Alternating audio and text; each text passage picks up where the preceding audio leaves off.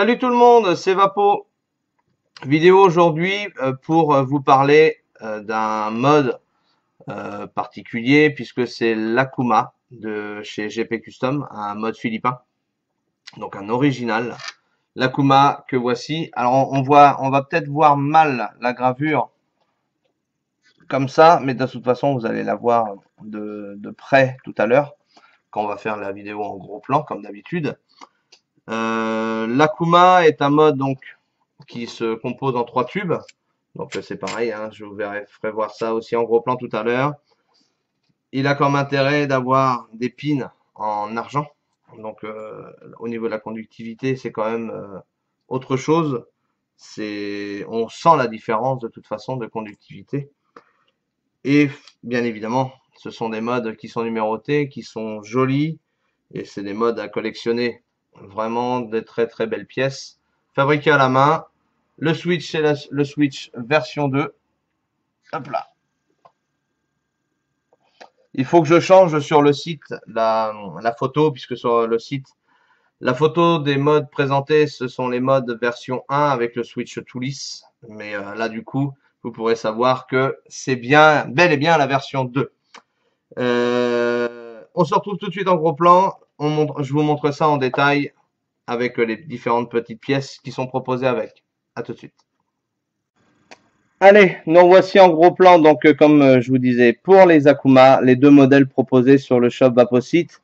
Donc le modèle black avec une partie vernie sur le cuivre, ce qui n'est pas des moindres puisque c'est vraiment très agréable au toucher et ça donne vraiment une bonne prise en main, très agréable, très très agréable.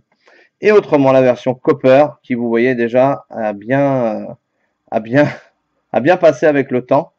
Donc pour ceux qui n'aiment pas le fait que ça patine comme ça, vous pouvez utiliser des lingettes Capcode pour le rendre brillant de cette façon.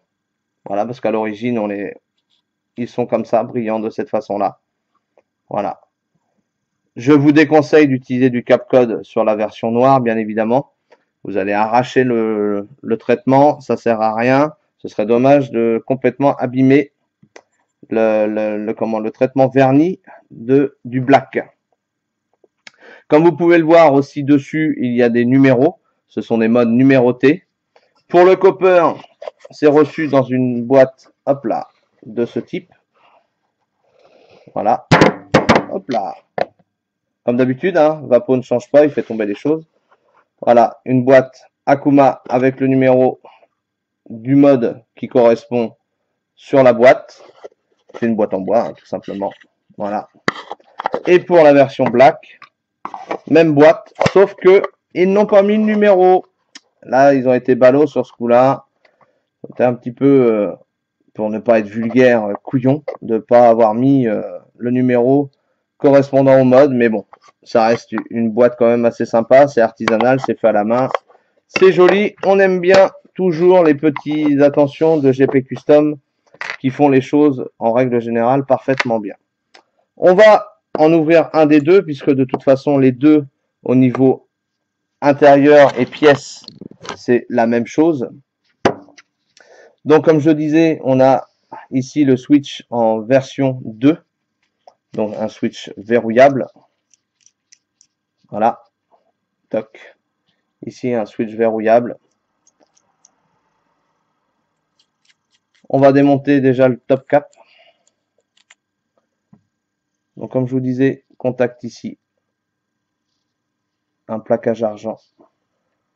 Inséré dans un Delrin, ce qui permet que quand vous vissez votre ato, si la connexion 510 est trop longue, eh bien le contact ici, le pin, va pouvoir circuler en profondeur de façon à pouvoir ajuster au mieux la connexion. Et bien évidemment, après, vous avez la petite vis d'ajustage pour la Q qui vous permet un contact parfait. D'accord?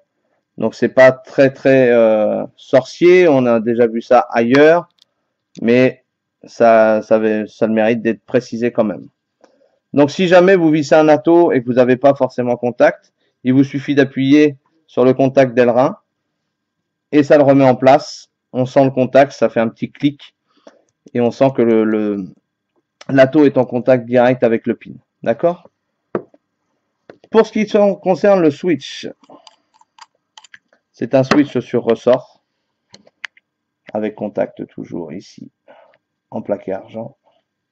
Alors c'est pas évident de déverrouiller par contre les switches quand c'est pas sur le tube, mais du coup on a bel et bien une ça y est, je cherche mes mots dès le matin comme ça, c'est pas bon, c'est pas bon. On a bien un verrouillage sur le switch, voilà, je cherchais. Sur le switch en lui-même, on a des incrustations. Alors, logiquement, c'est de la céramique. J'ai longtemps dit que c'était du bois, mais ce n'est pas apparemment du bois. J'ai eu contact avec Maoud, qui se reconnaîtra d'ailleurs. Et du coup, c'est de la céramique. Ils ont fait couler de la céramique dans les incrustations ici. Et donc, une belle déco. Moi, je trouve ça vraiment très joli. Alors, ça ne veut pas dire que c'est parce que de la céramique, parce que c'est fragile. Bien évidemment, c'est de la céramique, mais qui faut pas faire tomber ce genre de choses. Ça peut les abîmer, bien sûr. Mais attention, ça tient quand même dans le temps. Moi, j'en ai un autre de chez GP Custom avec de la céramique sur le flanc du tube. Ça n'a jamais bougé. Jamais, jamais, jamais. Voilà. Là, ici, on a donc le tube, on va dire principal, puisque il est reçu un petit peu tel quel. Et vous pouvez voir qu'ici, ça se dévisse. Pour se retrouver au final avec 3 tubes. Un ici et un ici. Voilà. Alors pourquoi je l'avais mis avec ces deux systèmes là? Parce que les accus en 18650 doivent être utilisés dans le tube réunir, comme ça. D'accord? Celui-ci étant fait pour le tube, la batterie 18500. Donc sur le tube 18500, il y a la gravure, le numéro de série. Sur le tube, si on le laisse tout seul, en 18350, il y a la gravure et le numéro de série. Et si on le veut en 18650, il faut rajouter l'extension, la petite extension, qui elle ne possède aucune gravure, mais quelque part, il est très difficile de se rendre compte s'il y a une jointure entre deux tubes ou pas. Bon, là on le voit parce qu'il y a la lumière, mais c'est vraiment, vraiment, vraiment léger. Vraiment très, très léger.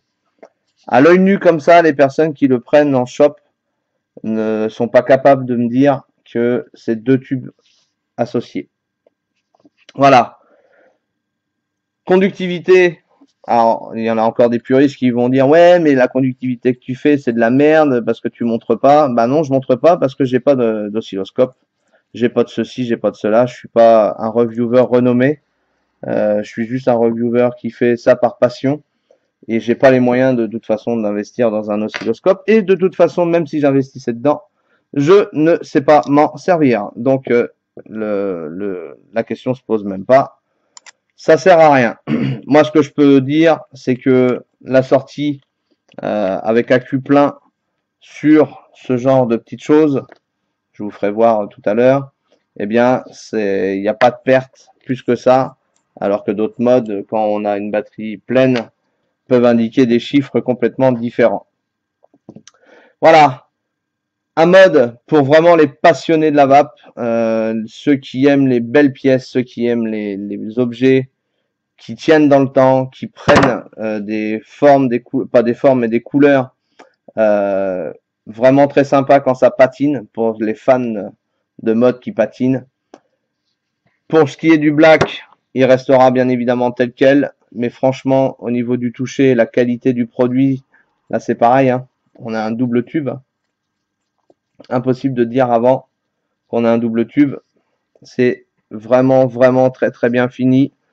De toute façon, la qualité GP Custom n'est plus à faire. Donc voilà. On se retrouve en gros plan pour voir un petit peu comment ça va vite fait. À tout de suite. Nous voici donc face à face. Face à face, face à face, face à face. Il est tôt, hein, je suis désolé. J'ai un peu des fois les mots qui fourchent. Mais ça, même quand il est pas tôt, de toute façon, mes mots fourchent quand même. Donc, j'ai monté un atto sur l'Akuma version black. Donc l'Ato, c'est le Joss. Hop, voilà. Le Joss de chez Youd, qui est un Ato en tricoil. Un Ato qui, ma foi, est pas mal. Alors, je vais pas faire une revue dessus à travers la revue du mode l'Akuma, parce qu'il y en aura une dessus à part. Juste pour dire que cet Ato, il marche vraiment bien. Le tricoil, je l'ai découvert en ayant reçu cet Ato. C'est pas mal du tout. D'ailleurs, je vais vous faire une petite démo vite fait.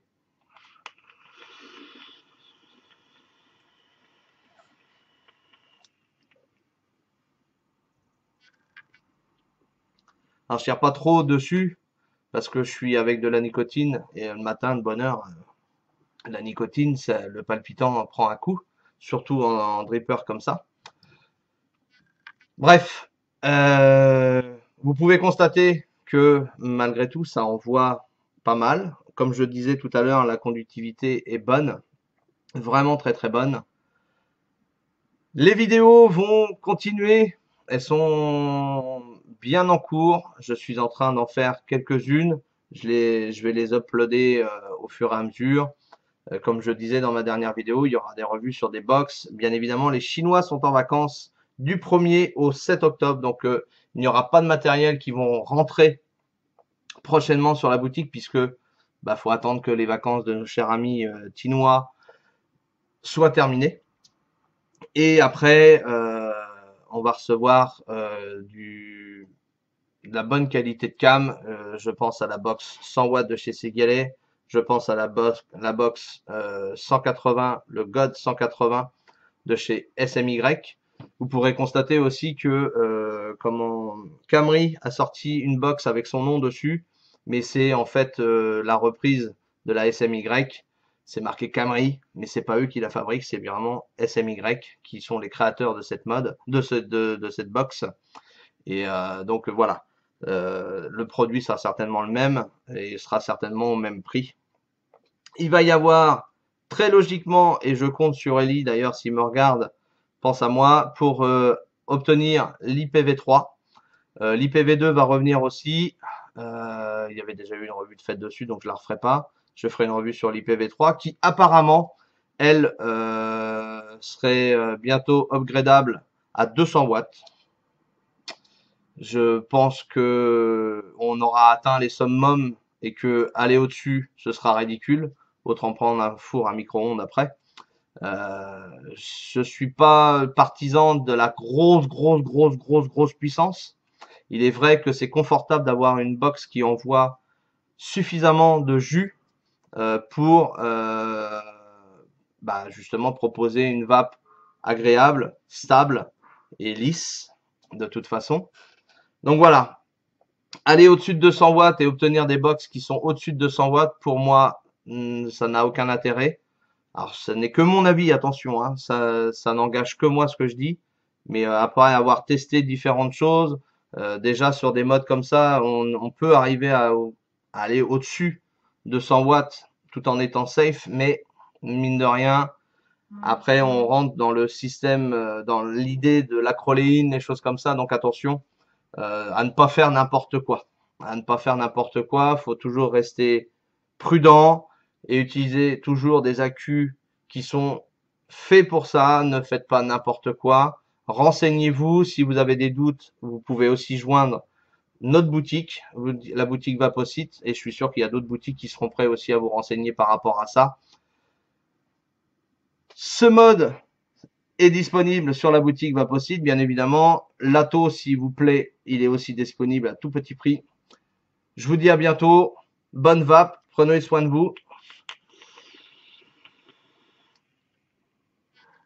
Pensez, parce que l'autre fois sur la dernière vidéo, j'avais oublié de le faire.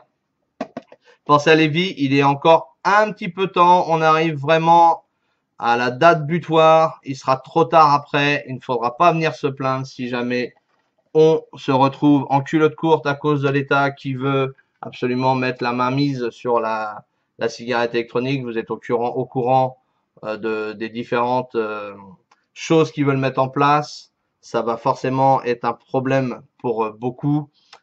Donc, s'il vous plaît, faites le nécessaire, signez les vis, faites le nécessaire. Je vous dis à bientôt. Ciao.